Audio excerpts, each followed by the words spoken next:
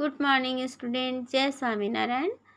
आज हम lesson number 1 तेरी है जमी रिवीजन करेंगे। मैं एक बार फिर से आपको ये समझा रही हूँ। कविता जो प्रार्थना गीत है, Hindi movie the burning train से एक कविता ली गई है। इसमें हम ईश्वर को सर्वोपरि मानते हुए प्रार्थना करते हैं। तेरी है जमी तेरा आसमां, तू बड़ा मेहरबान तू बख्शिश कर।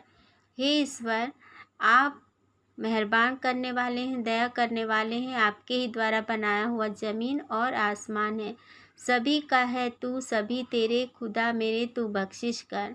हे ईश्वर, हम सभी आपके हैं और आपके द्वारा ही हम सब इस दुनिया में आए हैं। तेरी मर्जी से है मालिक, हम इस दुनिया में आए हैं। तेरी रहमत से हम सबने ये जिस्म जान पाए हैं। हे प्रभु, हे खुदा, रहम करने वाले, दया करने वाले प्रभु, ये हमारा शरीर और जान आपके ही कृपा से हमें मिला है। तू अपनी नज़र हम पर रखना, हम किस हाल में हैं ये खबर रखना। प्रभु, हम पर हमेशा अपनी दया बनाए रखना, नज़र रखना मतलब दया बनाए रखना, और हम कैसे इस दुनिया में हैं इसकी खबर लेते रहना। तेरी है ज़मीं तेरा आसमां, तू बड़ा मेहरबान तू बख्शिश कर। तू चाहे तो हमें रखे, तू चाहे तो हमें मारे, तेरे आगे झुका के सर खड़े हैं आज हम सारे। हे प्रभु, हमें किस संकट में आप रखना चाहते हो, किस संकट से हमें उबारना चाहते हो, ये आपके ऊपर है, लेकिन हम आपके आगे हमेशा सर झुकाकर खड़े हैं। ओ सबसे बड़ी ताकत वाले, हे प्रभु, आप बहुत ताकत वाले हैं, शक्तिवान हैं। तू चाहे तो हर आफत टाले, आप चाहें तो हमें हर मुसीबत से बचा सकते हैं, आफत को टाल सकते हैं। तेरी है ज़मीं तेरा आसमां, तू बड़ा मेहरबान तू बख्शिश कर।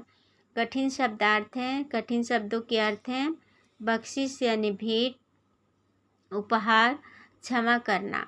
तीनों मीनिंग होगा। मालिक यानी स्वामी, ईश्वर, रहमत यानी कृपा, आफत यानी मुश्किल और संकट, मेहरबान यानी कृपालु, दयालु, जिस्म यानी शरीर और जान यानी प्राण। उसी तरीके से पाठ के प्रश्न उत्तर हैं जो अपने शब्दों में आपको लिखना है। आइए मैं आपको समझाती हूँ। आपके मत से सृष्टि में सर्वोपरि कौन है? तो हम पूरे कविता प्रार्थना गीत में ईश्वर को सर्वोपरि मानते हुए आए हैं। आपको ये ध्यान में रखना है। क्यों है? क्योंकि वो शक्तिवान है, उनमें इतनी शक्ति है कि हमारे हर मुसीबत को टाल जाते हैं, और इस दुनिया में हम उन्हीं के कारण आए हैं। आप भगवान से क्या प्रार्थना करते हैं? तो हम भगवान से प्रार्थना करते हैं कि हम पर अपनी दया बनाए रखिए। आप में वो शक्ति है कि हमें हर मुसीबत से बचा सकते हैं। आप ईश्वर से प्रार्थना किस समय करते हैं और क्यों? तो हम ईश्वर से सुबह सुबह उठकर प्रार्थना करते हैं रात को सोने से पहले। क्यों? क्योंकि अगली सुबह हमारा सुख शांति और समृद्धि से भरा हो, हम सभी स्वस्थ रहें, खुश रहें, निरोगी रहें, इसलिए हम ईश्वर से प्रार्थना करते हैं। भिन्न भिन्न धर्म के लोग प्रार्थना करने के लिए कहाँ जाते हैं? तो अलग अलग धर्म के लोग होते हैं। ईसाई जाते हैं चर्च में, मुस्लिम जाते हैं मस्जिद में नमाज़ पढ़ते हैं, हिंदू जाते हैं मंदिर में।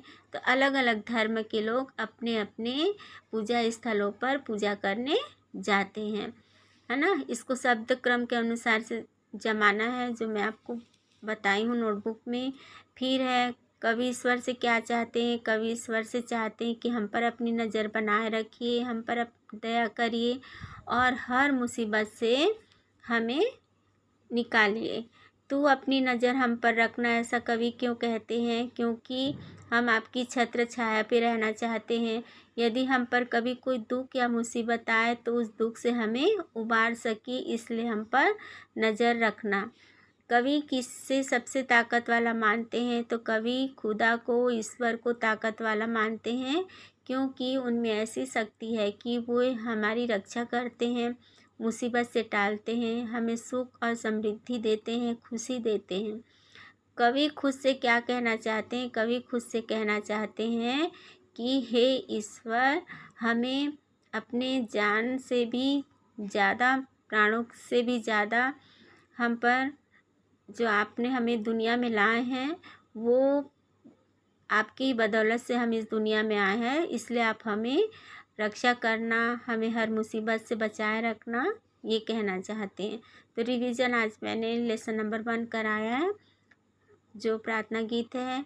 उम्मीद है आपको समझ में आ गया होगा। तो इस वीडियो को आप ध्यान से देखेंगे, जिसमें प्रश्नों के उत्तर मैंने मौखिक में कराया है, तो आप ध्यान से समझेंगे। Thank you.